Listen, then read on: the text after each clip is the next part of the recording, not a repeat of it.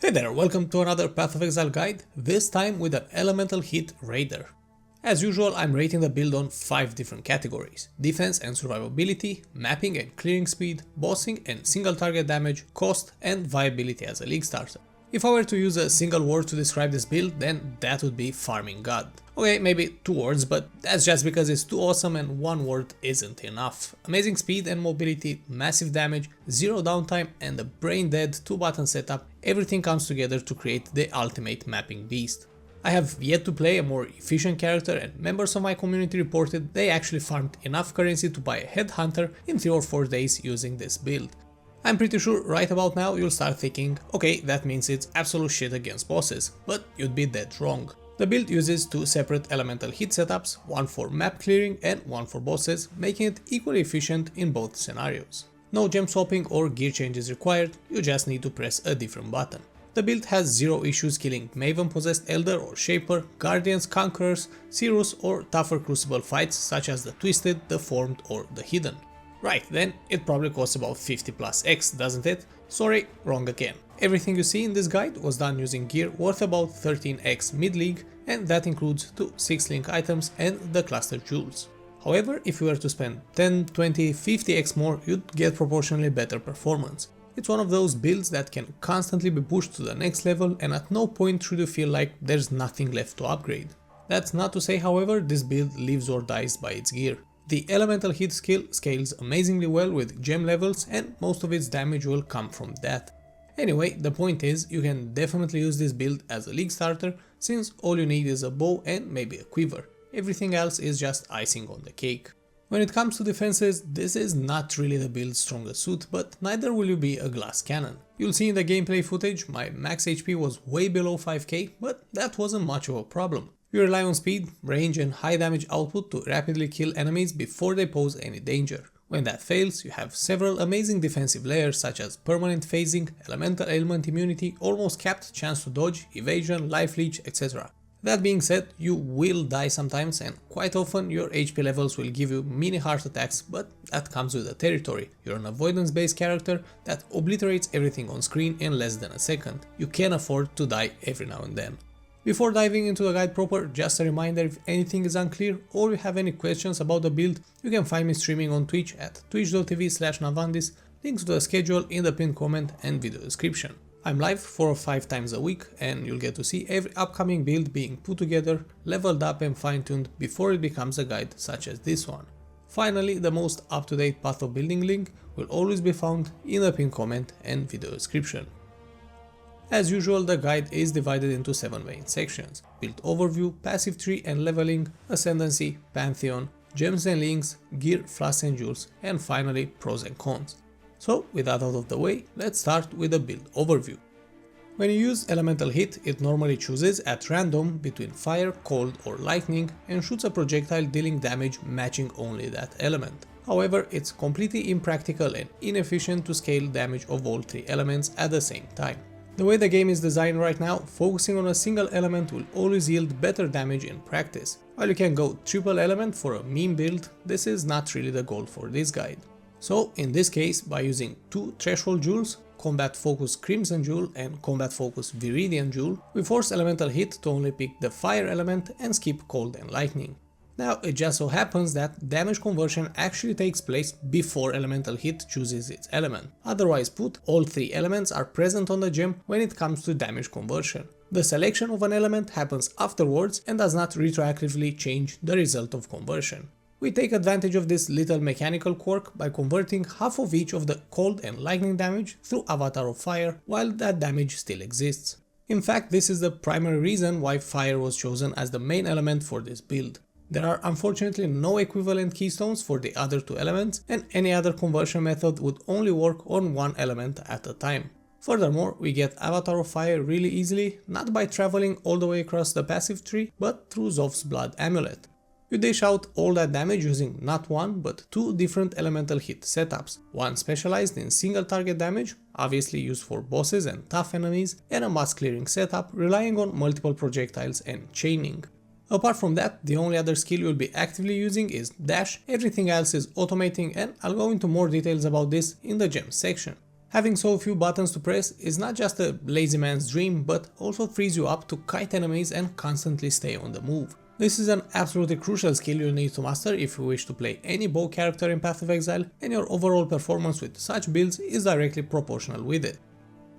With the build overview out of the way, let's talk a bit about the passive tree and cluster jewels. You start off as a raider, and until level 12 when elemental hit becomes available, you can use caustic arrow, split arrow or any other bow skills you fancy. There's pretty much no difference between them so early in the game. I've added a few good leveling setups in the Path of Building guide aid, so check those out if needed. As for the passive tree, the priorities are getting enough accuracy to cap your chance to hit, stack up as much critical strike chance and crit multiplier as possible, and pick up lots of evasion and chance to dodge. Attack speed, elemental damage and movement speed are also good extras, but we don't really go out of our way for those. Then it's crucial to get 2 jewel sockets as early as possible to transition from triple element elemental hit to pure fire. Socket the Viridian, aka the green combat focus jewel right above Herbalism, and the crimson or red combat focus jewel above Blood Drinker. These jewels need a certain amount of attribute nodes to exist in their radius, and those 2 sockets ensure that criteria is met. While the ranger side of the tree doesn't have too many life nodes, we are picking up pretty much every available one, such as Heart of Oak, Herbalism, Blood Drinker or Blood Siphon. We even travel a bit to the duelist starting area and take Golem's Blood. Frenzy charges are another important aspect of this build, as half the raider ascendancy is focused on generating and scaling bonuses related to those charges. Thankfully, pretty much all frenzy charge specific passives are close by: Fervor, Frenetic, Savagery and Disciple of Slaughter. Apart from regular passives, we also end up with no less than 4 keystones. First, there's the standard pair, Acrobatics and Phase Acrobatics, increasing your chance to dodge both attacks and spells by a large margin. Then there's the amazingly strong Wind Dancer, a staple of most evasion based builds. The way avoidance works in Path of Exile leads to somewhat long stretches of time not getting hit, then you receive one big hit that shaves off a large chunk of your HP. Wind Dancer mitigates a good portion of that big incoming damage, and it increases your evasion rating after getting hit, reducing the chance that will happen again soon. The last keystone, Point Blank, is more or less optional, and its impact greatly depends on your own playstyle. With it, you deal up to 30% more damage to closer targets, but less against further ones. It can potentially be a massive DPS increase against bosses and an inconsequential damage loss against trash mobs, as most of the times those will be killed off screen. However, this can put you in more dangerous situations, as you might be tempted to stay much closer to bosses than you normally would. As with most things in Path of Exile, practice makes perfect, and the more familiar you are with each boss fight, the more benefit you'll get from Point Blank.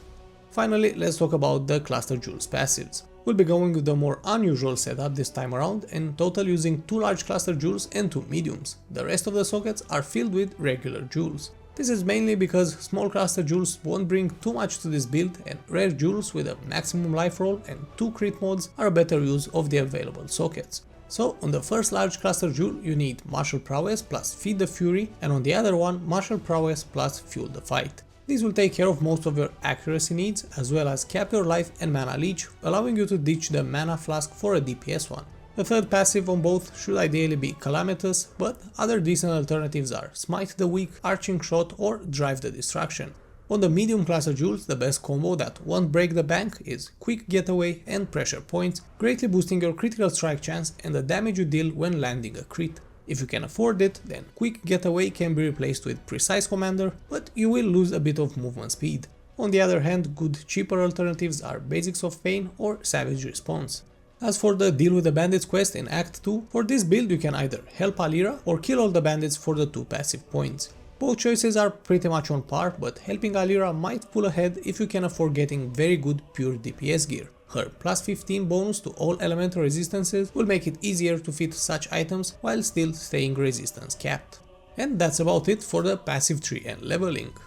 In the next section I'll be covering the Ascendancy class, which improves pretty much every single aspect of this build. For this particular build I chose to go with the Raider as the Ascendancy class, and since I'm absolutely sure people will inevitably ask why not this Ascendancy instead or the other, my answer is because Ascendancies in Path of Exile don't work the way you might think they do. With very few exceptions, the Ascendancy comes first, and the build with everything it involves, gear, gems, utility skills, everything is designed around it. Nobody puts together a build and then decides, right, which Ascendancy fits this thing I did. So you can very well play elemental hit with a Pathfinder or a Deadeye, or you can even go with a non-rager Ascendancy and use an Assassin or Chieftain. The point is, neither is better or worse as long as the rest of the build makes good use of the perks and bonuses the chosen Ascendancy brings and its weaker spots are mitigated. That being said, first points go into Way of the Poacher, giving you a reliable method of generating frenzy charges when killing enemies or hitting rare or unique monsters. On top of that, it increases the maximum number of frenzy charges by 1 from the default 3 to 4. In turn, each frenzy charge gives you 4% attack speed and 4% more damage. Follow that up with Avatar of the Slaughter, which doubles down on frenzy charges and adds a whole bunch of extra bonuses to these: evasion, movement speed, and even more attack speed and damage. This Ascendancy passive basically transforms frenzy charges into a one-stop shop for everything the build needs. So we'll obviously capitalize on that by increasing the maximum number of frenzy charges to 8 through a couple of passives and a pair of very cheap unique boots. Third in line is Quartz Infusion, an amazing defensive passive. You gain 15% chance to dodge both spells and attacks and a permanent phasing buff. Phasing allows you to pass through enemies, and this is far more powerful than most people give it credit for. When you're playing a very mobile build which heavily relies on positioning and kiting and maneuvering, the last thing you need is to get stuck or cornered by a gang of angry mobs. It's hard to pinpoint or showcase exactly how much phasing does for your survivability, but you'll definitely notice a big difference once you go back to playing a character that doesn't have it. Finally, the last Ascendancy passive is Avatar of the Veil, which provides several bonuses while you have phasing, which is always, so I'm not sure why GG added the while you have phasing part, as the buff, or rather passive state, cannot be removed by any means. Anyway, what you get is Elemental Ailment immunity and reducing enemies' chance to hit you. Same here, Elemental Ailment immunity is one of those incredibly strong defensive layers that most players severely underestimate. The difficulty of a huge portion of existing endgame content stems from elemental ailments, and that applies to literally everything from mapping to boss fights, delving, or more recently, rituals. But there's also another less obvious indirect benefit of having elemental ailment immunity. Normally you'd need to dedicate one or more flasks to mitigate some of the deadlier ailments such as freezes. With Avatar of the Veil you can instead use a unique flask such as Cinder Swallow Urn or Battle Faith, greatly increasing your damage. Finally, the same passive also applies exposure on nearby enemies, reducing their elemental resistance by quite a bit. With the Ascendancy out of the way, we can take a quick look at the Pantheon choices. Generally speaking, Pantheon choices are situational and there isn't a best pair that will outperform all others in any scenario. However, there are certain options that complement specific builds quite well in a wide range of situations. For this particular case, here are my recommendations. For the Major God, Soul of Lunaris. It provides quite a few bonuses to evasion and chance to dodge, as well as physical damage reduction and movement speed. Pretty much all these are useful for this build and nothing goes to waste. Another decent alternative would be Soul of the Brine King to help mitigate stuns to a certain degree. Stuns are quite dangerous in endgame, and while you'll avoid most hits entirely, it can happen that a powerful blow goes through and stuns you. This Pantheon choice, however, is less appealing as you're already immune to chill and freeze thanks to Avatar of the Veil from the Ascendancy.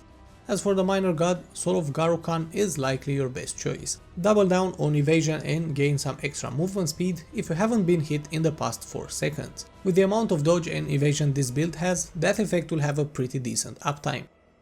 Having covered the Pantheon choices, we can now focus on one of the most important aspects of any build: gems and links.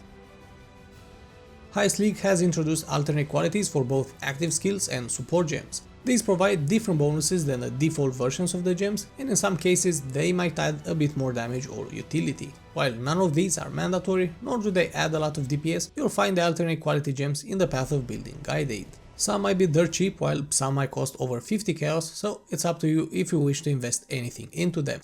With that out of the way, as usual I'll start off with the main skill, Elemental Hit and its supports. In fact, as hinted in the overview section of the guide, there are actually 2 different elemental hit setups, one for clearing and one for single target damage. In both cases, getting a level 21 elemental hit gem is a huge deal and one of the very first upgrades you should be looking for. This skill scales tremendously well with gem levels, and that will be one of your priorities while gearing as well. If you can't find or buy one, you can try corrupting a regular level 20 elemental hit gem using a Val Orb and hoping you get the +1 level outcome. The first one I'll cover is the mapping setup, starting off with elemental damage with attacks, a very simple support which simply provides more elemental damage. Not much else to be said here. Then there's Inspiration, a far more interesting gem. First, it significantly lowers the mana cost for elemental hit, which is actually more important than it might seem. With a lower mana cost for a main skill, you're able to reserve more mana with auras, in turn increasing your DPS by a significant margin. Then, as you spend mana with elemental hit, you gain inspiration charges, which increase your crit chance and elemental damage. A very good package deal that makes this gem a perfect choice for a crit elemental build. Third support gem is Chain, which causes your elemental hit projectiles to, well, chain 2 additional times. When a projectile chains, it bounces off the target it hits and continues in the direction of another nearby target. In practice, this creates a sort of giant web of smart projectiles which automatically target other enemies after you hit the first one. And when your initial hit fires several projectiles, this effect is multiplied, resulting in a fire once, clear the entire screen playstyle. Lastly, there are 2 additional pure damage supports, Hypothermia and Fire Penetration. The first deals more damage against shield targets, and that is taken care of by your Skitterbot's aura, which we'll get to in just a bit. If you generally stand really far away from your targets, then you might want to replace Hypothermia with increased critical damage support. Fire Penetration reduces the effective fire resistance of targets hit by your elemental hit, and this is really important against tougher rare packs. While leveling or before you get extra projectiles on your bow, quiver or Dying Sun flask, you can replace Fire Penetration with lesser multiple projectiles to help with your clearing speed. The single target elemental hit setup should be socketed in your weapon, and it's quite similar to the mapping one, with the differences being barrage support instead of chain and elemental focus replacing Fire Penetration. Barrage support modifies linked bow attack skills to fire any additional projectiles in a succession, like a machine gun, rather than spreading them out. This means if you have 5 extra projectiles from any source, be it gear, support gems or passives, barrage support will have the linked elemental hit shoot 5 arrows in a straight line. It basically allows you to generate insanely high single target damage through a mechanic that would normally only help with mass clearing. This way, getting extra projectile will boost your performance regardless of the combat scenario. Now do bear in mind that the more projectiles you can get, the more single target damage you'll deal, but you'll also be stuck in place slightly longer. You need to be quite careful when choosing when to unload a quick barrage against a boss, as that might get you killed if you're not familiar enough with that particular fight. Obviously, in more mobile boss fights, there's nothing stopping you from using the mapping elemental hit setup, as that deals significant damage as well without the downside of being stuck in place. Up next we have a simple aura setup made out of Anger, Skitterbots, a lower level precision and Enlighten support. Anger simply provides a massive fire damage bonus, while Skitterbots summons 2 invulnerable spider bots that chill and shock nearby enemies. Not only do chilled enemies act slower, but this ailment also enables a damage bonus from Hypothermia support. In addition, shock targets take increased damage from every source.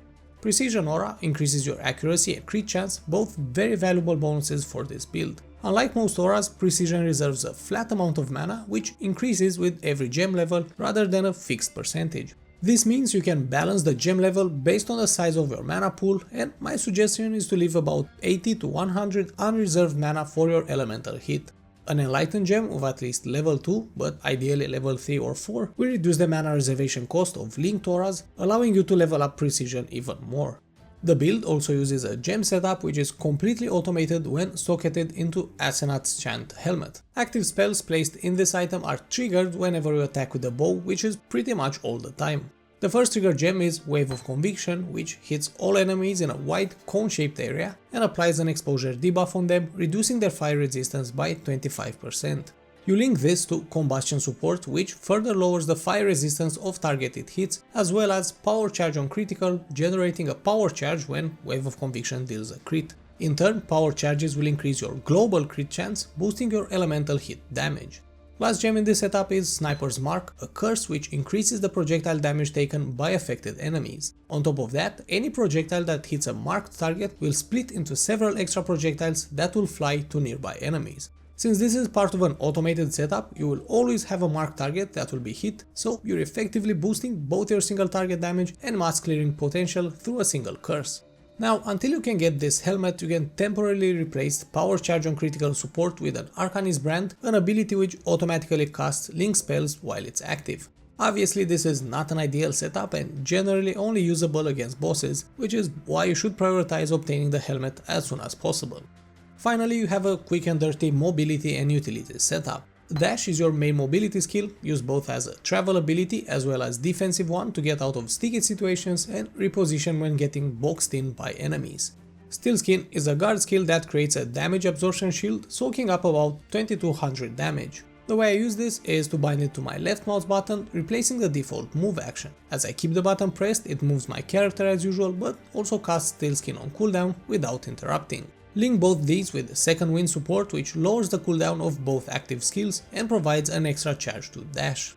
There's a leftover socket where you can drop a Val Haze gem using only the Val part without activating the aura for a short DPS burst. Alternatively, you can go with the Blink Arrow as a secondary travel skill for covering larger distances and closing bigger gaps. With the gems out of the way, it's time to take a look at the recommended gear for this build. In this section, for each gear slot, I will outline 3 tiers: basic, mid-tier and best in slot. Generally speaking, prices increase significantly with each tier, but so do the benefits that the items bring. The Notes tab in the Path of Building guide contains trade links to help you find and buy the necessary gear. You can tweak the filters according to your budget and character at the time. Your main goal is to cap your elemental resistances and get as much life as possible while equipping as many of the best in slot unique items. The second big priority is to reduce the mana cost for elemental hit, which can be achieved by using some cheap minus mana cost rings or even craft them yourself. If that is not an option for some extraordinary reason, then use an enduring mana flask and activate fewer auras.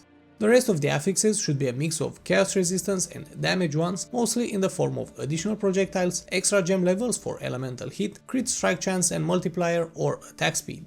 Starting from the top, for basic and mid-tier helmets, I would recommend either Fractal Thoughts, the more DPS oriented option, or Crown of the Inward Eye, balancing offense and defense. Both are generally really cheap and common uniques, so you shouldn't have any problems getting either of them.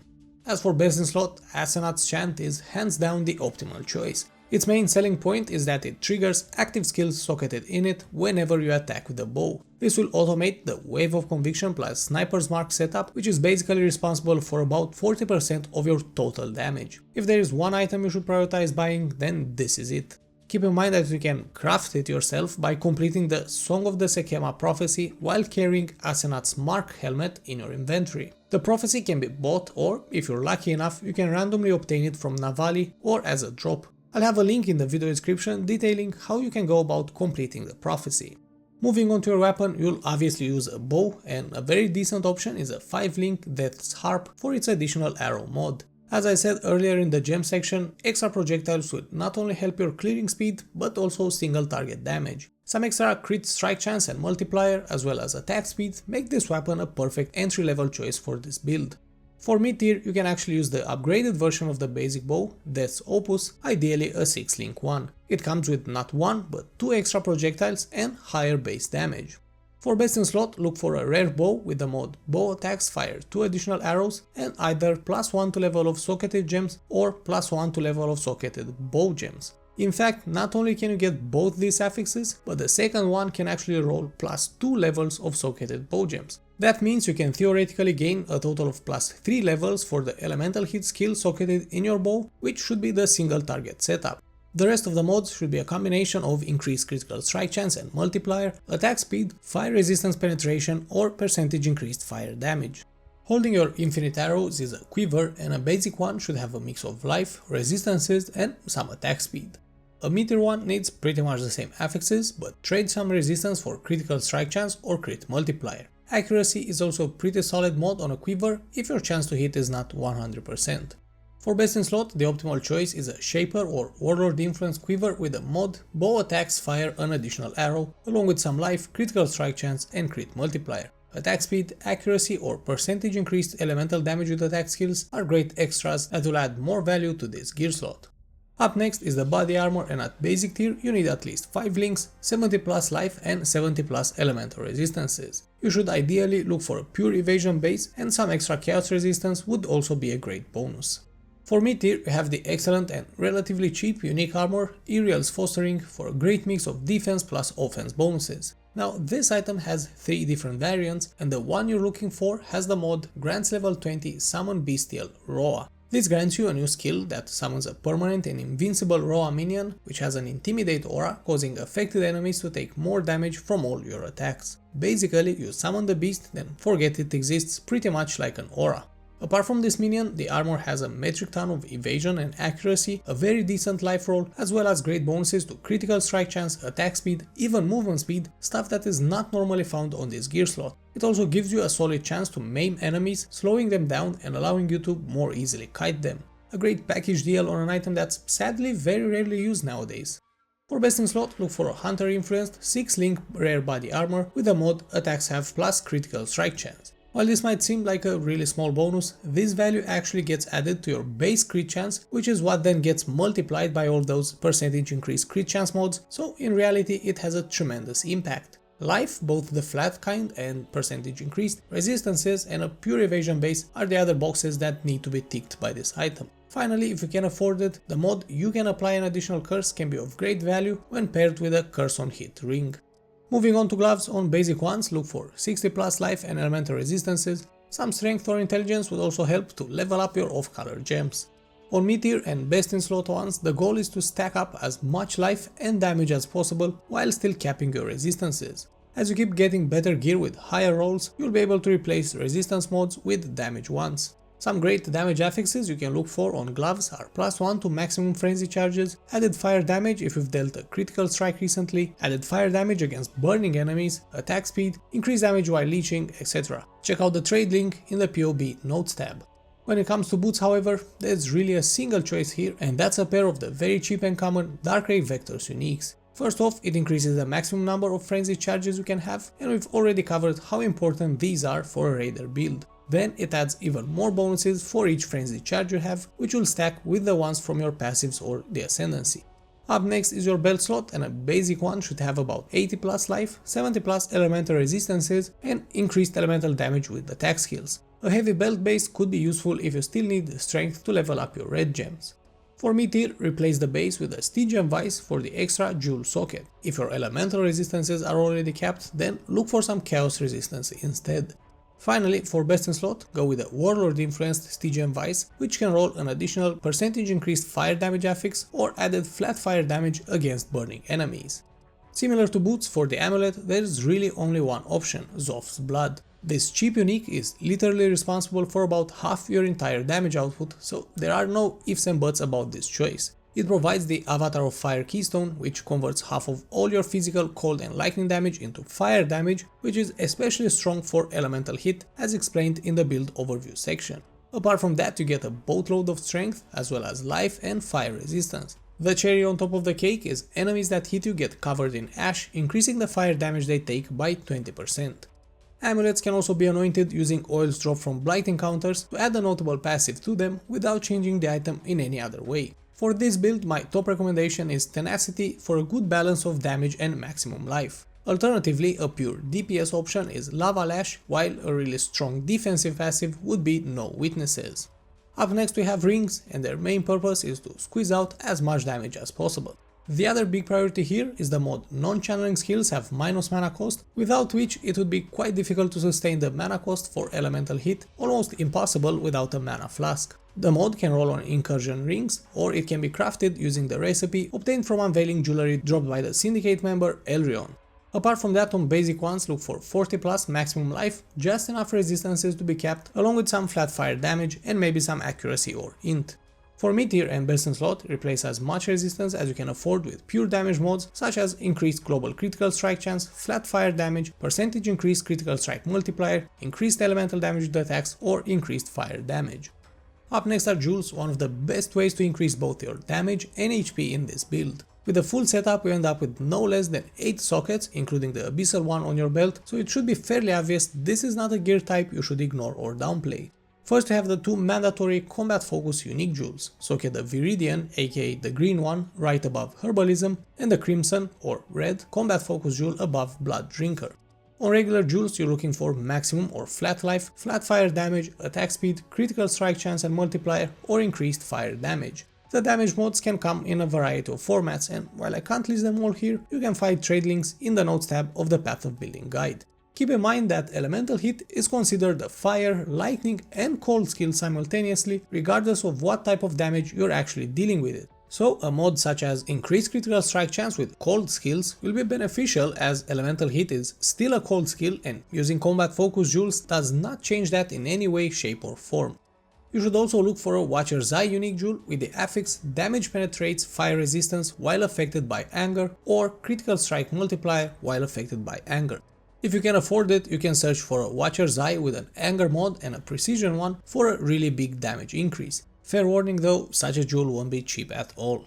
As for the cluster jewels, I've already talked about the passives you're looking for in the passive tree section, so check that out if you skipped it. Here I'll just mention the overall structure of the cluster jewels. The large one should have maximum 9 passives, 3 notable ones, 2 jewel sockets and 3 or 4 minor. The medium cluster jewels should have maximum 5 passives, 2 notable ones, 1 jewel socket and 1 or 2 minor passives. If the cluster jewels have more total passives than what I've listed, you'll be wasting more points than necessary. Finally, let's talk about flasks. First, you need a seething Divine Life Flask of Staunching. Instant healing is a real lifesaver and bleeding removal is absolutely mandatory while mapping. Then, since this is a crit build, an Experimenter Diamond Flask is a must-have. Lucky crit chance means the game rolls twice to determine if a hit crits, then applies the best result. In practice, this means you get a much higher effective crit chance while the flask is active, so make sure you use it constantly. The suffix needs to be of wording for curse immunity. Curses are encountered really often while mapping and they can be really crippling, greatly reducing your defenses or damage output. Third is the amazing Dying Sun, which provides 2 additional projectiles, boosting both your mapping efficiency and single target damage. Make sure you look for one that consumes at most 30 charges out of 60. Fourth flask is a Cinder Swallow urn with a huge amount of bonuses packed into it. Enemies ignited by you during flask effect take increased damage, you recover a good chunk of life and mana when you kill an enemy, and it provides the onslaught buff, increasing your attack and movement speed. The last one is the really versatile the Wise Oak Flask. Ideally, you should balance all your elemental resistances to have the same value, including the overcapped part, so the defensive bonus applies to all 3. If that's not possible, then you need to at least ensure that the fire resistance has the highest uncapped value of all, so the damage bonus applies to fire damage. When I say uncapped value, I'm referring to the number that's shown in the parentheses for each resistance on your character sheet. If you can afford it, you can replace this one with the insane Bottled Faith, skyrocketing your damage. On the other hand, closer to the beginning of a league, you can temporarily replace the unique flasks with silver, sulfur or quartz ones. Now, to wrap up the gearing section, here are some excellent leveling uniques which will help you easily progress to the campaign.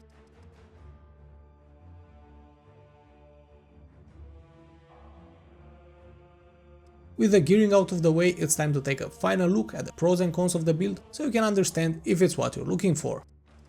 Starting off with the pros, insane map clearing and efficiency, this will likely be the best farming build you've ever played.